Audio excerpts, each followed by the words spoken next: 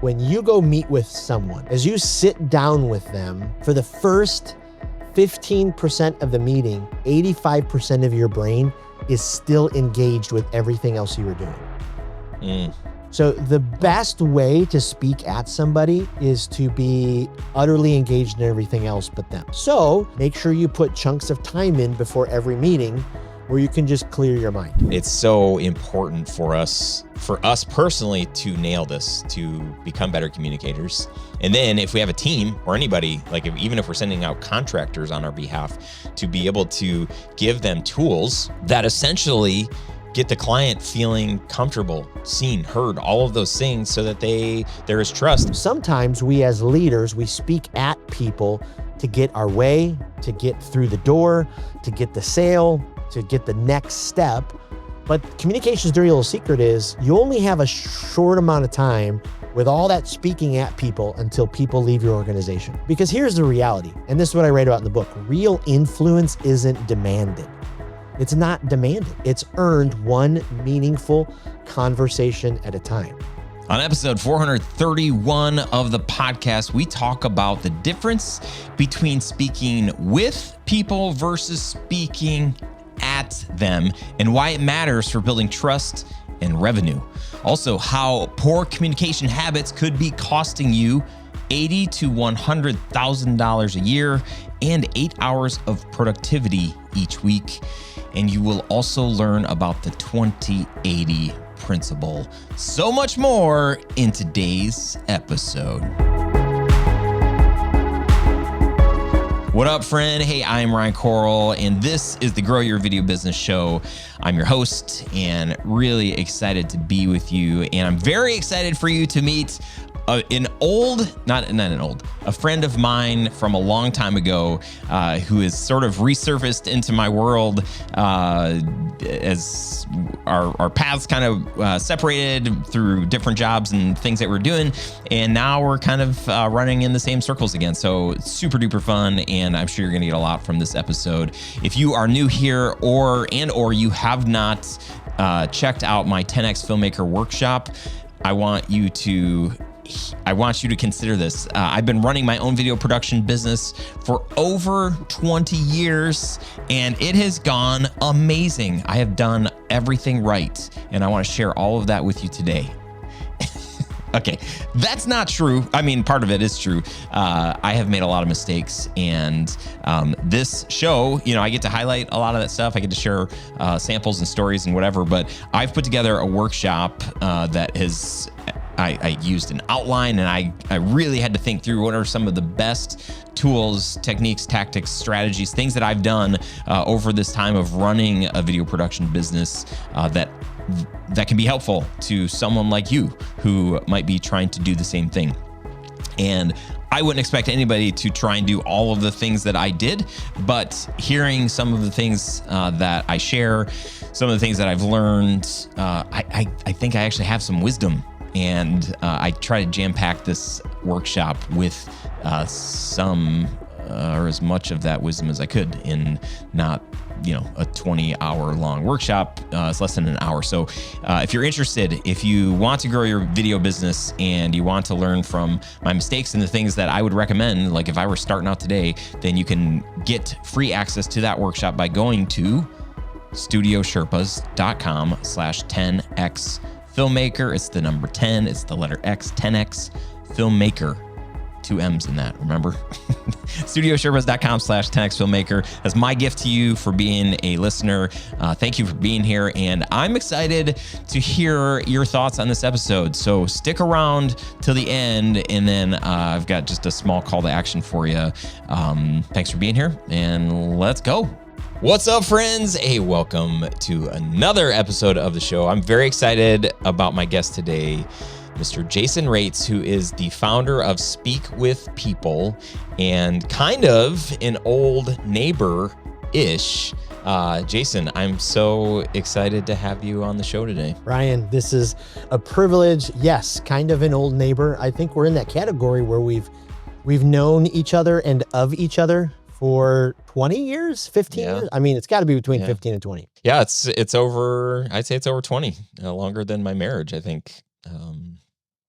pretty fascinating. I love the work that you do. I remember when we first met, you were speaking with people, and you're one of the best storytellers and one of the best communicators that I know.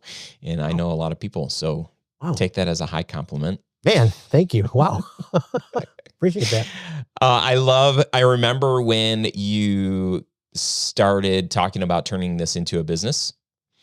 And I was like, dude, this is it, man. This is your sweet spot. And I just love how you're helping other people. So take us through what is a successful client, like when you have a successful day at work, what has happened? Wow. I love that question. Before I answer that, I was going to tell you, I'm feeling a little bit like underdressed. Normally I'm like a polo guy.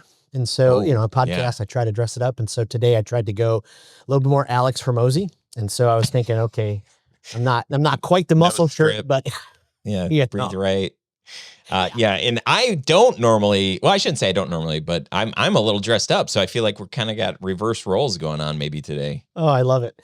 Back to your question. I love it. I primarily work with managers of teams, business owners who are either, they have, a sales team of 4 to 6, a manager who oversees, anywhere from 10 to 50 advisors.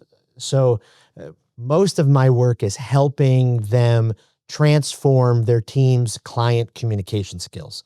So when I started to speak with people, I thought it would be purely about public speaking coaching. I've been a public speaker. I think 98 was the first time someone paid me to speak. And I was blown away because I'm like, wow, this is something I love to do. You're handing me a check. This is incredible. Let's keep doing this. And then, as you get older, it was great being on stages. I still love being on stages. There is nothing more except for my wife and my children and Hootie and the Blowfish. I guess there's a list of stuff that I do love more than speaking on a stage. Tom Brady, there's a whole list. But I love help coaching leaders. So whether it's when we started speaking with people, if you came to me and said, hey, I really want to elevate my public speaking, great. Let me take you through a framework. Let's make sure you know how to communicate clearly. Here's the framework to help take all your information and put it into something that is clear and that will help you be captivating from the stage. Then that kind of morphed. One day I'm having a conversation with a leader who works for an annuity company. And, I wasn't really too familiar with annuities. And so I thought he wanted public speaking coaching. And really what he wanted was his biggest client was a bank. And as he walked into the banks, he recognized there was giant amounts of breakdown happening amongst the different generations. We have 4 generations working together, sometimes 5. And the young generation Y is coming up like crazy. And he's just like, they don't know how to communicate to each other. Millennials don't know how to communicate to boomers. Boomers don't know how to communicate to Gen Z. He's like, could you put together a training to help them as they're dealing with their customers or clients? And I was like, yes. And internally, I'm like, I have no idea. I have no idea. But in a past life, I was a pastor for many, many years. And so I have spent lots of time sitting down one-on-one with people. And over that, 25 years of doing that, I think I picked up a few things about how to build trust, how to listen, how to ask exceptional questions, how not to take over the conversation, all of those people first communication things that I've always been passionate about. Put together a little training. Then the day came, virtually. I had no equipment at that point. It was the camera on my Mac, like we had nothing going on, like a little flashlight, and did this training. I'm watching these corporate leaders pop up on my Zoom call, and I'm like, what the heck am I? I've stood in front of stages of, 5,000 teenagers and, 20 different adults over here. But this was the first time. Anyways, it went really, really well. That turned into about 175 virtual trainings for all of Regions Bank. And now I've worked with Truist Wealth and PNC and Fifth Third and Huntington. And so we're just kind of scratching the surface of helping businesses transform their client communication skills. Because when they do, they build trust. And what comes from trust is magical. Referrals come from trust. Revenue increases. And so that's kind of what happened. So a perfect day happened end of January. I'm in Pittsburgh. I live in Tampa now, lived in Michigan for many years. And so being back in Pittsburgh in January, it was not a perfect day because it was freezing. But the perfect day was I was asked to be a part of a regional meeting for First Commonwealth Advisors. I had an hour at the end of their day, which if you're a speaker or you've been in meetings, you know that end spot is pretty tough. It was me right before happy hour and steaks. And so, I had to get up, and speakers were paid to provide value. And especially in those kind of rooms where people are looking to continue earn more, you have to provide value with your material. Yeah. And so at the very end of the day, what turned out great was great feedback, great conversations over meals. The manager himself approached me and said those magic words, "We have to have you back. We have to schedule some virtual trainings." And then a week later, he emailed me and said, "Hey, that free PDF that you provided for my team, 10 proven client communication skills, I'm using that now with my managers to do their one-on-ones." And so that was a pretty perfect, it doesn't always happen like that. I could tell you the horror stories of this horrible stuff happening. But that was a pretty good day. That was like, okay, this is coming together. Mm-hmm. I love that. I'm not surprised. I think that, running a business for the last 20 years and having employees throughout the years who have communicated with our clients, they've been on set without me with our clients, emails back and forth with clients before getting a job, after. There are things that I've heard or things that I've seen that have made me cringe and think oh my gosh, that's not how we talk to people, and not even in a rude way, but in a way that's not where you're just not listening. And one of our core values is heart, and it's really about having some EQ and yes, working on refining, being very sensitive to how you're communicating by what you're saying, what you're typing, how you're listening, how you're responding, all of that stuff. I've seen as so important for building trust, getting revenue, getting referrals. And for me, this has come very easily. I've seen the value of it a long time ago and have, tried to improve as a communicator. So my point is that it's so important for us personally to nail this, to become better communicators. And then if we have a team or anybody, even if we're sending out contractors on our behalf, to be able to give them tools that essentially get the client feeling comfortable, seen, heard, all of those things, so that there is trust. The concept of speaking with people, I think, is the antithesis. I'm not sure I've ever used that word, but this might be appropriate, of speaking at people. Break down what is the difference, and tell us why this is an important differentiator for the work that you're doing. Oh, I love it. It's so simple. Most people hear it and they're like, yeah, that's a big no-brainer. But some of those simple philosophies, when we go to work them out in our day-to-day life, it actually gets pretty difficult, and people love the phrase well, they can say one thing, but their actions didn't match up. Well, the heart of speaking with people is that your words and your actions match up, that people know that you are for them. I mean, it's pretty quickly to figure out if someone is for you or against you. And especially as business owners, sometimes we want to invest all this money. And I have my lists of stuff. I've been talking with my business partner lately. I want to invest into this, and I want to put money into this marketing. But sometimes we need to recognize that there's a kryptonite that affects our team. And a lot of times it's these self-imposed communication barriers. We put them up, and that's when we speak at people, when we speak from a place of fear, when we speak from a place of manipulation, when we speak from a place of deep force. Now, Here's communication's dirty little secret, and a little shameless plug. Sorry, this is in my book, Speak with People, Not at Them. It'll be coming out in September of this year. Let's go. But the reality is people here, and here's the dirty little secret, and I know you'll know this, but people will listen to you for a season if you communicate out of force. They will listen to you if you communicate out of fear, if you come down hard on them. I was working on an MBA years ago. I'm an MBA dropout. There's a whole long story to that. But I remember they handed me this book, Primal Leadership by Daniel Goleman. Oh, yeah. All about emotional intelligence. We've already talked about EQ. And my mind was just blown away because I thought to myself, wait a minute, leaders don't have to lead in a way out of fear and control and manipulation. Now, that doesn't mean that when you speak with people, it's all daisies and roses and you let people walk over you. That's not it at all. But when you speak with people, you speak from a place of health. You speak from a place of trust, joy, and collaboration. Like you want to get the absolute best. Because I think here's the problem. We as leaders, right? And I remember sitting in a training once with Regions Bank licensed bankers, and a lady raised her hand and she goes, "You keep calling me a leader.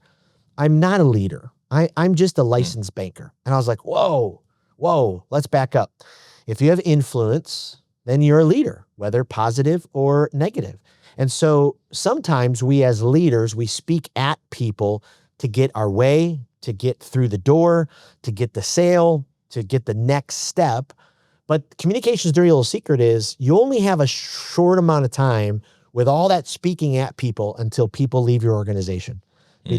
Before team members are like, no, I'm not going to put up with this anymore, before clients leave. Because here's the reality, and this is what I write about in the book. Real influence isn't demanded. It's not demanded. It's earned one meaningful conversation at a time.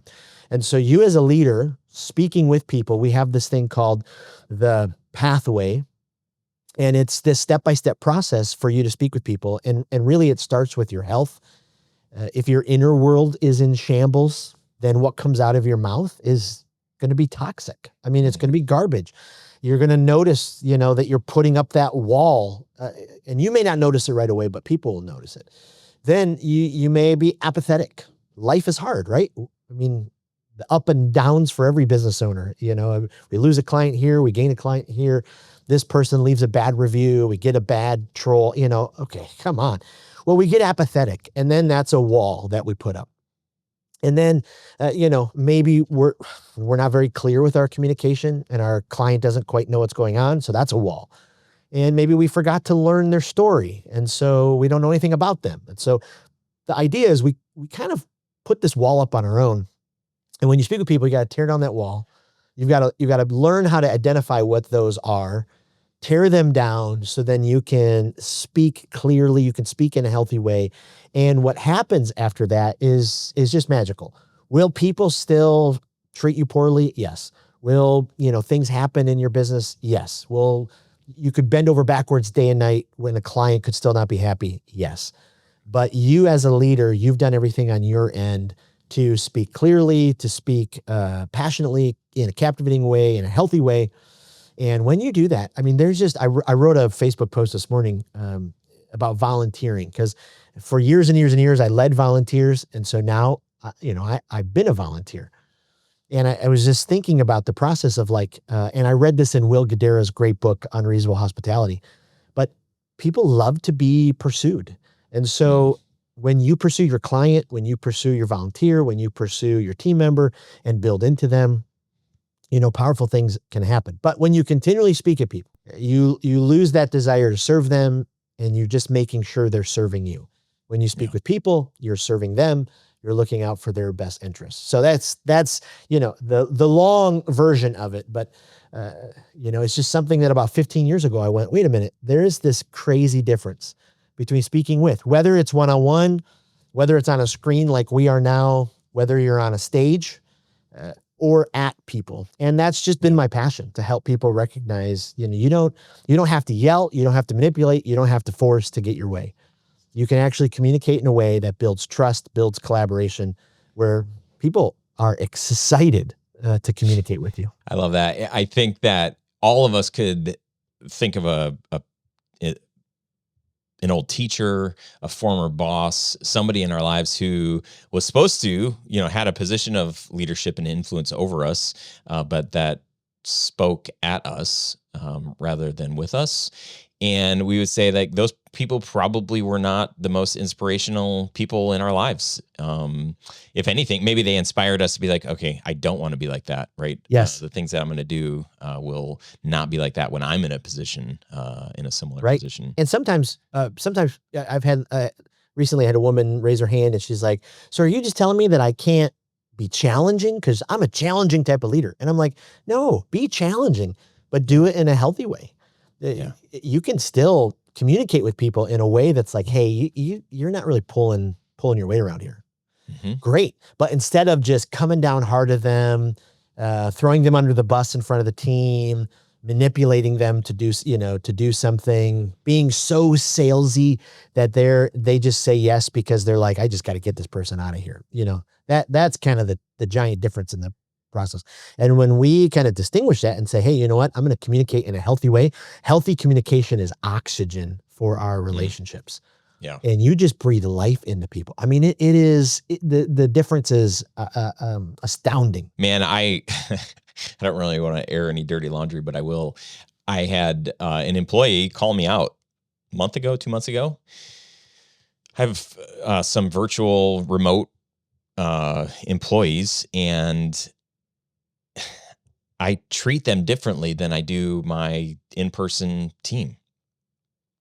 And she brought this up. She's like, hey, I've been going through this like hard time. And, you're basically just like getting down to like, you got, tasks and things, and I'm missing things. And, it's like, it has not been perfect on my end, but you're not even like, it's like, you're not hearing me. And I'm like, oh my gosh, this is interesting, right? Because I would say, proximity for me, it's like, if you're with me, if we're together, like I've heard people say like, hey, when you're with Ryan, it's like you're the only person in the room, he's listening to you and whatever. And I'm like, okay, I can be that, but my virtual relationships and, I see you on Zoom or whatever, it's sort of like out of sight, out of mind. Yep. For me, it's such a bad characteristic, but that was definitely called out recently with my poor communication skills. Yep. And we've all been there. I write about it in the book, like, probably 15 years ago, I was the exact opposite. I was not the caring leader. I was I'm going to speak at you. We have this big giant dream. We demand excellence. Everybody is going to, why did you screw up? I mean, it was, I'm making interns cry. I'm like, who am I? And that's, again, that's communication dirty little secret. You can get stuff done for a while by being the loudest, the most boisterous, the most arrogant. But I don't think in the long run you win. I don't think so. What are like one or two common mistakes or things that like, a lot of leaders make without really even noticing?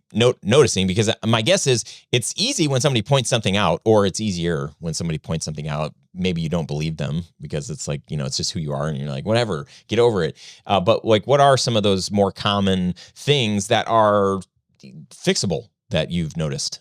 Oh, huge, especially for leaders. If you're leading a team or you're just on a team and you want to make sure you do your part to communicate, a couple of them are really great. People love to be in the know. I mean, there's just something about engagement when you're in the know, that when there's a pattern of never being in the know, you're like, whatever, like, okay, that's what they decide.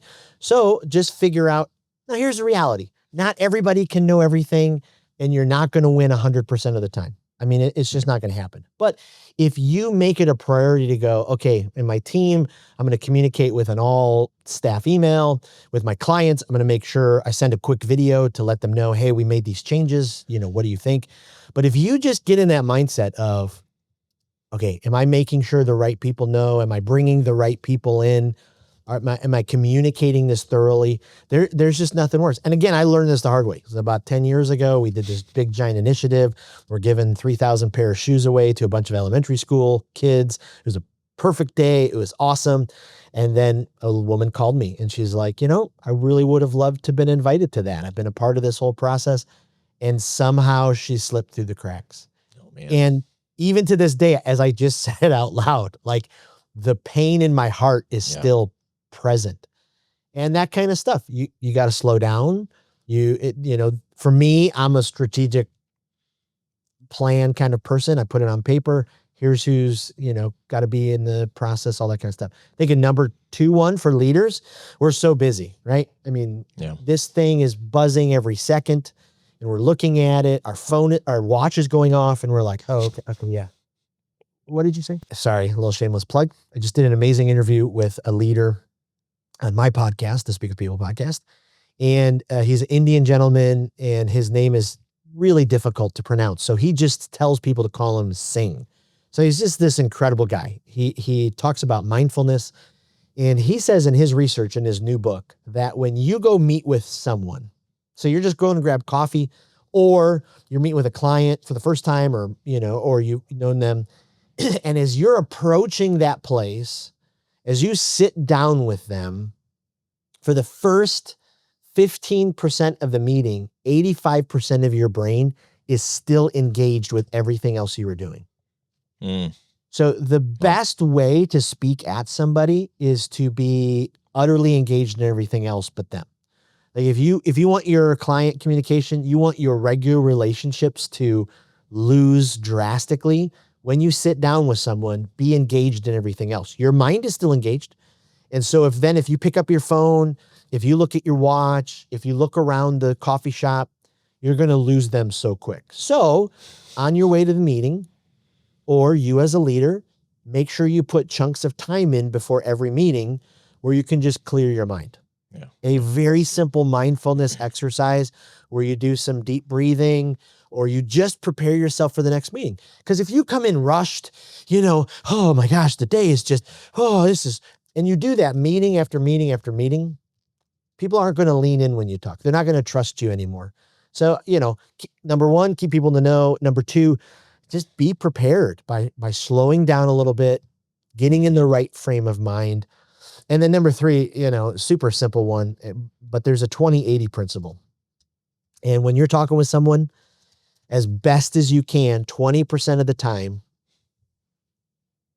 graciously share your presence. So be fully present with them. That's 10%. 10% is asking an amazing, exceptional questions. No more boring questions. How's your day? Good. How's that weather? Cold. No, ask incredible open-ended questions. Ask questions that draw the genius out of people. You asked me a question right before we started. It literally took me back for a second because I was like, oh, I've done, 200 plus podcast episodes. Never been asked that question. I was like, wow, okay. Like, that was huge. And then 80% of the time, just listen. Just listen. Just be present. Listen for different things that they say in their story. Be a story collector. There's a reason, right? Donald Miller says the human brain longs for story. There's a reason we love story. So don't just love Netflix or 1923, which, man, watched it last night. Ooh, crazy. But love people's stories. So good. Love those stories, and remember them. So the next time you and I, we've known each other for a long time. We saw each other back in November. I was telling my son about you. My son's in the videographer. He's like followed all your stuff. He's like the fanboy from afar. So awesome. And I'm like, yeah, I've known Ryan since like I hosted a Reliant K concert and Ryan came over. You tell those stories, you just bring people to life. And so, it's this superpower that we all have, but there's kryptonite that gets in the way. And if we get rid of the kryptonite, all of a sudden, people are going to be like, I trust that person because they listen to me, because I can share with them in a safe space. That'd be a couple of my suggestions. Yeah. I love that. The second one you shared, again, we'll go back, we'll do some dirty laundry here. I was in a small cohort of other business leaders, CEOs.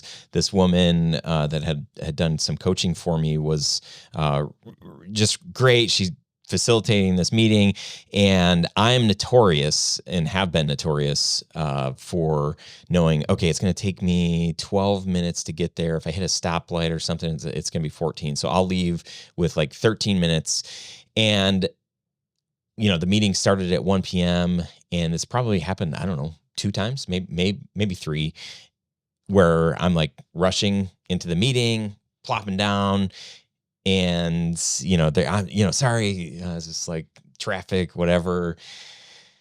And she like, her name's Jamie. She like stops the meeting. She's like, okay, so, like, do you think your time is more valuable than everyone else's here? And I was like, wait, what? She's like, I mean, we've been talking for, 2 minutes. And so she kind of explains to me what I just did. She's like, you come in here, you're rushed, you've got this energy, you're sitting down where you're just like, oh yeah. But we've been in here. I had people, Dennis over there, he got here 7 minutes before the meeting started. He sat down. We had a side conversation. So it was just like one-on-one with him and I. So like, for him, he gets access to the coach for a few extra minutes. And he just has this piece about him. As people come in, he's able to greet them. I'm able to greet them too, because I'm here on time, and we sit down and we start on time. And by you rushing in, you're a couple minutes late, you've interrupted the flow that's already happened.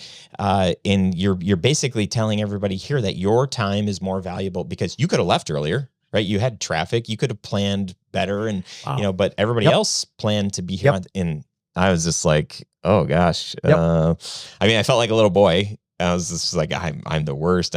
But that was such a good lesson. I'm so glad I learned that when I did. I have not been perfect at that since then, but man, have I improved. And also, like, I challenge my team, and my family, on things like, hey, like, your time isn't more valuable than mine, right? So like, let's just be thinking about people, right? Because at the end of the day, it comes down to, do we care more about ourselves? Do we care about others? And if we do care about others, then we'll create that space. We'll be more intentional. Yes. We'll be better listeners. Yeah. Right. I love that. I mean, you and I mean, we possibly could be brothers, because I'm the same way. Like, I'm a 4 on the Enneagram. So my attention span is shorter and shorter. I love having multiple screens, because I literally have, 48 different, things open. And I do that all the time. I race to meetings, and my 20-year-old will be like, you could have left 30 minutes ago. And I'm like, yeah. So that's why I maybe it comes across so passionate, because just like you, I've had to learn that out of pain. When we learn something out of pain like that, like, ooh, yeah. I had a Boston, Chicago, horrible snow day. For whatever reason, I wasn't late. Everybody else was late. And his first thing at staff meeting was like, did you catch the news last night? Did you know the snow was coming? Everyone's like, yeah. I'm like, oh man. But like me, Mr. Freebird, I'm like, let's just show up when we show up. But it doesn't work that way. Other people's time are valuable, and your thoughts that's just incredible. But some of these things are so easy. And if we make them a habit among our team members, or little things like, an hour before the meeting, hey, I'm going to be late. This happened. Right. I can't, sometimes things do happen. There's an emergency with a family, or a tire does go, or, there's a jerk who's driving in front of you. But just communicate that, be that. I'm the person who, I think sometimes I respond to an email because I read it and then I put together the response. And then 7 days later, Gmail reminds me, you never responded. And I'm like, oh. So those of us who maybe are more on the creative free spirit end, I've had to put systems in place. So at the very end of my day, it dings and it was like, make sure you respond to everybody you need to. Just some of those things, they just build great amounts of trust and influence. Mm-hmm. What's a realistic goal? I imagine, if you're listening, no, not if you're listening to obviously, if you're paying attention, how about that? If you're paying attention, you certainly have a feeling of like, okay, I could improve as a communicator. I could improve as a listener. Hopefully we're all feeling that, yes, this is like a never ending thing where we should always be trying to improve. Is there a story, somebody that you've worked with that had a pretty neat transformation that could be inspiring for people to understand, like what is possible? Like how good of a communicator can I be? How can this idea of really trying to be a better listener, how can that impact my bottom line? Is it really worth my time and energy to pursue this, to figure out how to be better. Yeah, I love that. Speaking of people, we like to say, hey, we want to help you as a leader become an exceptional communicator. We're not gonna be perfect all the time. It's like you just said, it's an everyday process. But we want to help you be exceptional around 4 different disciplines. One is to speak with people. So every day it's the one-on-one people first conversation. 2 is the lead with people. It's how do I lead my boss? How do I lead up to my boss? How do I communicate to my coworkers? How do I do those things?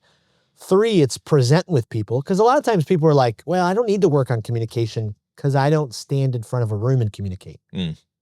Oh, no, that's not it at all. But one of my favorite leaders ever, Jeff Henderson, he says, typically leadership follows the microphone. So the more you speak into this, probably the more influence you're going to get and the more opportunities you're going to get. So I push leaders all the time. If you're not a very good public speaker, there are a million videos on YouTube to teach you how to be a better public speaker. Yeah. There are great public speaking coaches out there. There are great frameworks. Do everything you can. Even if it's 5 minutes, your boss says, hey, give an update in staff meeting. And you're like, oh my gosh, how am I going to do this? No, be ready for that. And then the last discipline, because most of us now communicate online, we call online with people. So how do I communicate in a way that's either over text message, over email, through the camera, where I'm showing them that I care. So all that being said, I'm in Queens. Back in the fall, I'm doing a training for Flagstar Bank, and they're having a big problem internally from licensed bankers communicating with financial advisors, and everyone's like, no, I'm not going to refer. And so I'm in this room with some very New York people. I mean, I'll just put it that way. Like, they are New Yorkers, opinionated. Not many corporate rooms I get into where, you hear the F-bomb. Oh man, I'm like, this is the room, One guy was unhappy about the bagels and he's just, So I'm an hour into it. These are primarily financial advisors. We did a bunch of research last year that showed that if your listening skills, your effective communication skills are ineffective, as a financial advisor, you could be losing $80,000 to $100,000 a year and 8 hours of productivity a week just based on your ineffective communication skills. We have the research, we have the data. And so the first hour, I'm doing a leadership workshop. There's 30 people in the room, all around tables. And I don't know, Ryan, I've probably been on stage 700 plus times the last 25 years. Very quickly, I know exactly who is engaged. You as well. You're a very good communicator from the front. You bring lots of energy, but you know right away who's not listening, who's not engaged. Yeah. And for me, I don't write those people off. I'm just like, okay, I'm going to try to win you over. Let's go, And so we're at the break. 62-year-old Peter walks up to me and he goes, in a very thick New York accent, you're a nice enough guy, but I don't want to be here. I'm forced to be here. And I'm like, Peter, I knew that, Peter. Like, it's not a shock to me. Your body language, you are so checked out. You're not even here, but he goes, you said something. He goes, my wife's been telling me for 30 years that I don't listen. And he's like, whatever. She's my wife. She's not going anywhere. I'm like, oh, geez. Okay. Wow. Like, okay. But then he goes, what if my clients don't think I listen? And then he starts listing off names. Is that why Shelly left? Is that why I haven't heard from Robert in a while? And when his bottom line and his business, he looked like he was self-destructing. And the rest of the 2 hours, that guy is taking notes. Like, he's asking questions. He's the first one to volunteer responses. Because I'm like, these are the opportunities you have to get rid of the kryptonite, to become the superhero. And again, all the story brand stuff. You're not the hero of your client's story. You're just the guide. But if you communicate in such an incredible way, your business will succeed. I mean, it's just time and time again. You won't have to chase the referrals. You won't have to ask for them. You won't, sometimes, yes, you're going to have difficult conversations and all that, but it's just amazing. I love that story of Peter.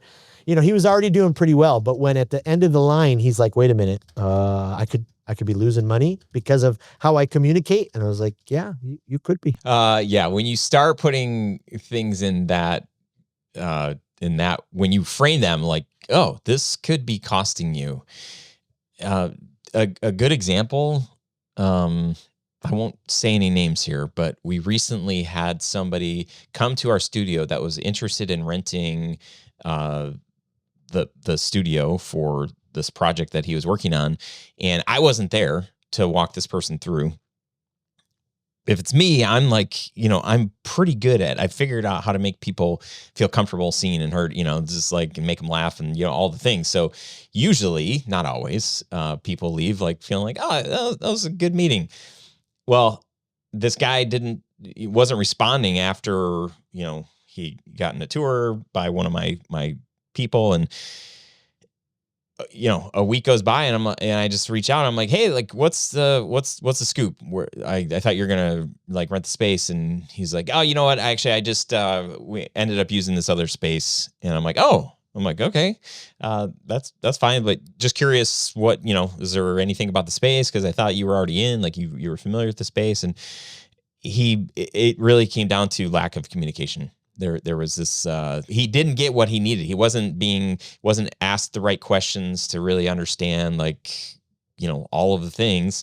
And it wasn't a big deal. I mean, it was like a, I don't know, $400 or $500 rental. So it wasn't like our biggest project ever. That was like, but what I realized is that, without really listening and asking the right questions and really trying to understand, my team member whose job is not that, like, that's right. Really like, if we're trying to sell the studio, that's probably me.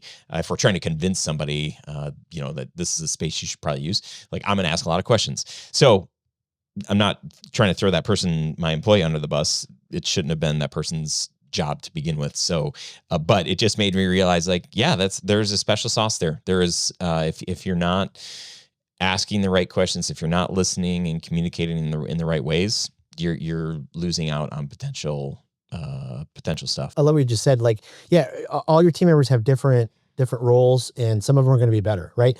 I have a brother-in-law who, I mean, literally could sell sand, to a desert. I mean, the guy is so smooth, so good, but then there's other people who they'd be like, no, your desert needs sand, and they can't sell anything. It's a good reminder to business owners to make sure once a month you have a vision talk or a mission talk or some type of communication talk with your team. Tell me in your words, what does our company do? So when you're out and about in a grocery store, someone sees your shirt on and they say, oh, let's speak with people. You're ready to be able to do that. From the top down to the intern it's just so important to be able, because on top of that, like you just talked about, one of the things that I missed out on, I had a great opportunity a couple months ago to start doing some speaking for a very well-known insurance company. They have a little jingle, nationwide is by your side. Nationwide is by your side. And I lost it. I lost it because of speed. And so often in sales client, conversations, speed wins. And so if your client is waiting for you to follow up, if your client is waiting for the phone call to come back, if your client is waiting for the proposal, I met this guy, he loved me. He's like, oh, this is great. I need a couple of speakers. And then Christmas happened. And then the first week of January, I emailed him and I was like, hey, here's the proposal. Here's my quote. And he's like, that was before Christmas. I already hired somebody. I was like, oh, so you're not by my side? Like, we're not there. So, communication wins the day. It really does. It's just a powerful thing. So whether it's that one-on-one, whether it's how you lead and you communicate, whether you're talking from the stage or how you come across on the screen, every leader should, even if 1% every week, do the James Clear Atomic Habits thing. Just look for a couple ways to improve and just ask the people closest to you and just say, hey, what's it really like on the other side of me? What are some things that you go, oh, I wish they did that? And don't cross your arms when you listen. Don't come across angry. Just breathe it in and then make a list and go, okay, I'm going to work on not interrupting during a conversation. I'm going to work on sitting still, not tapping my finger.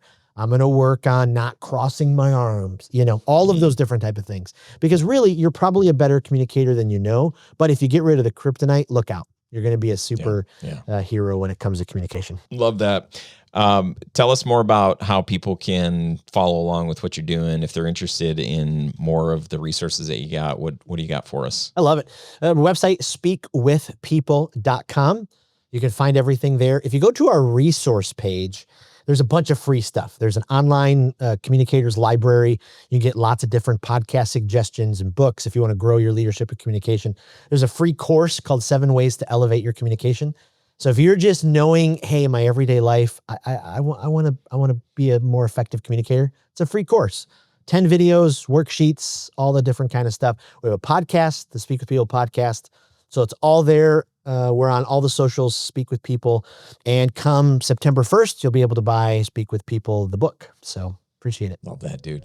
Hey, this is so fun. Jason, I'm so glad we got to get this time together. It's about time. But thank you for sharing your gift with the world in this way. And I'm excited to hear some of the stories from the people that listen to this show that are going to apply some of these techniques to improve so that they can speak with people and less at them. I love it. And Ryan, I just need to make sure I say clearly, you have always been one of the best encouragers I've ever been around. I appreciate, yes, I mean, you're off the chart talented with creativity and all that, but just the energy that you bring to people, even you speaking life into my son back in November just meant the world. So appreciate who you are. Thanks for what you do with the podcast and how you pour into business owners. Awesome. Thanks, Jason. Appreciate it. All right, my friend, thank you again for hanging out with Jason and myself today. Was this a good episode? Are you feeling like, I already knew that stuff, not super helpful, or do you have other thoughts? Was this helpful? What's your takeaway? What are you going to start doing, stop doing? I would love to hear any feedback from you. And you can comment on this video for some feedback. You can email me directly, ryan@studiosherpas.com. All of that's valuable. If you have ideas, show ideas, guest ideas, introductions you would like to make, please don't hesitate to reach out. Would love to hear from you.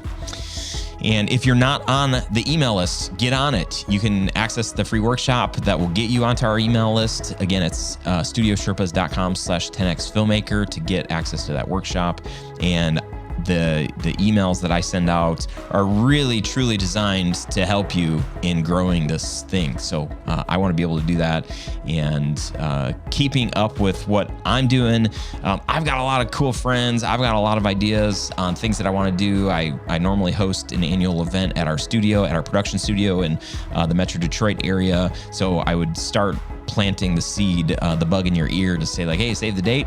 I'm pausing after 5 years of hosting this event. I'm just pausing this year, and I'm going to do some a little bit of traveling and try to meet some people in different cities rather than host a bigger event at our studio. So I want to take some breaths and really think through what is version 2.0 of our in-person event look like. But in order to stay on top of all of that stuff, plus some other cool opportunities that I have coming up, you got to be on our email list. So get on that email list.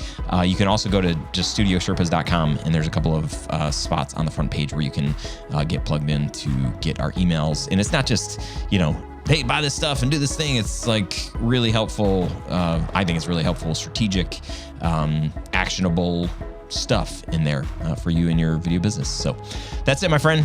I'm grateful for you, and I'm excited to hear more about your journey and what's working and all the great things that are coming your way. So here's to you, and I'll talk to you really soon. Okay. See you. Bye.